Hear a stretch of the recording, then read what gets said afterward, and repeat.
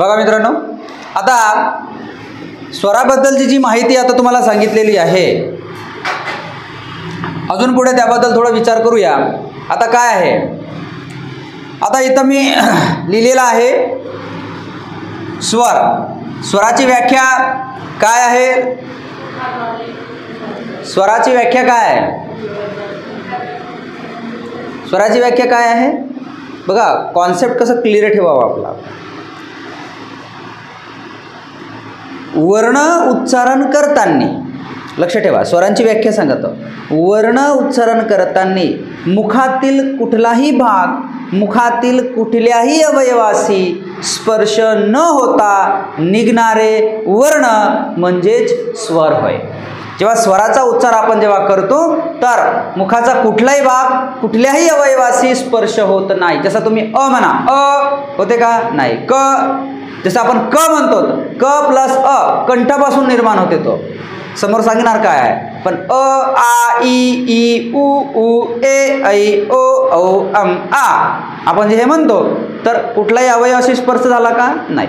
म्हणजे स्वराची जेव्हा आपण व्याख्या करतो तेव्हा एकदम स्पष्ट व्याख्या आहे की ज्या वर्णांचा उच्चारण करताना मुखाचा कुठलाही भाग मुखाच्या कुठल्याही भागाशी स्पर्श न होता जो वर्ण निर्माण होतो, जो वर्णाचा उच्चारण होतो, त्याला स्वर म्हणतात. सिंपल. आणि मग व्यंजनाची व्याख्या काय आहे?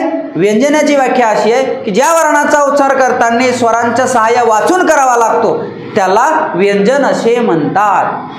व्यंजनाचा उच्चार करताना किंवा व्यंजनाची व्याख्या जेव्हा आपण करतो तर ज्या वर्णांचा उच्चार करताना स्वरांच्या सहाय्या वाचून, म्हणजे स्वर तिथं येत नाही, स्वराच्या सहाय्य वाचून आपण जो त्याचा काय म्हणतो त्याला आपण उच्चारण करतो त्याला व्यंजन असे म्हणतात. समजलं आता?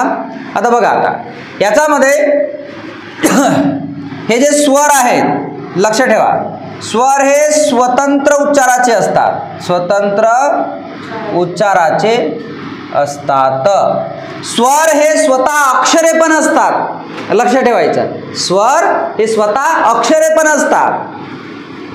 स्वर हे स्वतः अक्षरे पण असतात. जसा फॉर एक्झाम्पल बघा, आता आ आणि ई, म्हणजे आ प्लस ई नाही, म्हणजे आ ई जेव्हा आपण म्हणू तर आ या शब्द झाला की नाही, तर हा एक शब्द झाला आणि दोन अक्षर मिळून एक शब्द तयार होते. आलं लक्षात? तर मग झालं ना, आ आणि ई हे दोन अक्षर आहेत. आलं लक्षात? आणि हे आ आणि ही मुळात ही दोन स्वर पण आहेत. आलं लक्षात? मी आता काय म्हटलं तुम्हाला की स्वर हे स्वतः अक्षरे पण असतात. आ आणि ई ही मुळात स्वर आहेत. आलं लक्षात? त्याला अक्षर तो प्राप्त झाला, आ ई मिळून एक शब्द तयार झाला आणि दोन अक्षर मिळून एक शब्द तयार होते, दोन किंवा जास्त. आलं लक्षात की नाही? म्हणजे शब्दाची निर्मिती कधी होते? शब्दाची निर्मिती अक्षरांच्या व्यवस्थित क्रमांकाला अर्थ प्राप्त होतो तेव्हाच शब्दाची निर्मिती होते. आलं लक्षात? म्हणून याला म्हणण्यात आलेलं आहे की स्वर हे स्वतंत्र उच्चाराचे असतात. स्वर हे अक्षरे पण असतात. आलं लक्षात?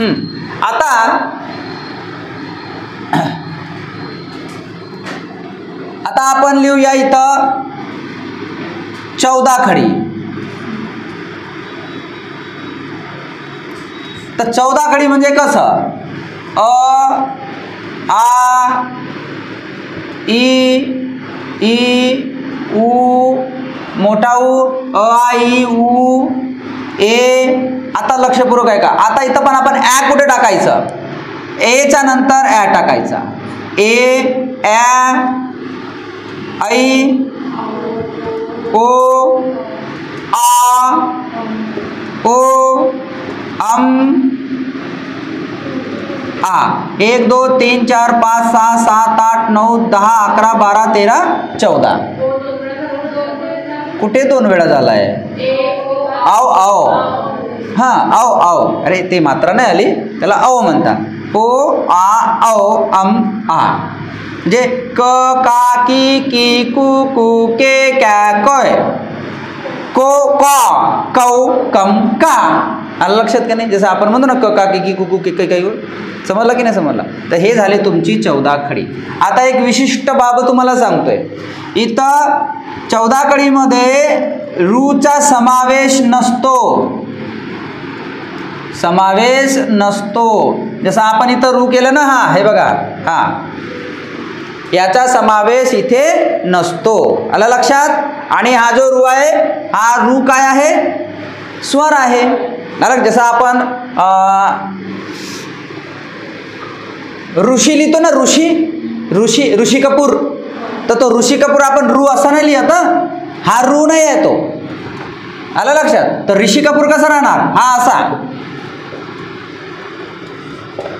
आलं लक्षात? रू, र रा री री रू. आलं लक्षात? तर हा जो री आहे ऋषी कपूरचा री आहे हा. समजला की नाही समजला? आता त्याच्यानंतर लक्षपूर्वक आहे का?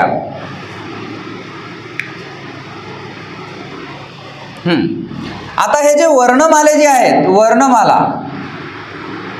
वर्णमालेमध्ये जे आपले किती आहेत? वर्णमालेची संख्या टोटल किती आहेत? 52 आहेत ना. वर्णमालेची टोटल संख्या 52 आहेत. तर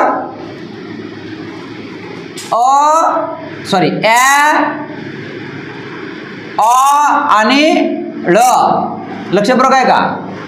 अ आणि ळ यांना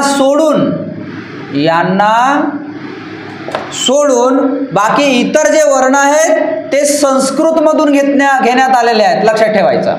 ठीक आहे? अ आणि ळ हे सोडून जेवढे पण वर्ण आहेत ते सर्वचे सर्व संस्कृतमधून घेण्यात आलेले आहेत. आणि आणि अ हे इंग्रजीतून घेण्यात आलेले आहेत. आणि ळ हा द्रविडियन वर्ण आहे. लक्षात ठेवायचा. ळ काय आहे? द्रविडियन वर्ण. आणि ओ हे कुठून आले आहेत? इंग्रजीतून. आणि हे तिघं सोडून बाकी सर्व जे आहेत ते सर्वच्या सर्व संस्कृत मधून घेण्यात आलेले आहेत. हे प्रश्न येतो. लक्षात ठेवायचा. हा प्रश्न विचारला जातो. समजला की नाही समजला? हे पूर्ण पाठांतर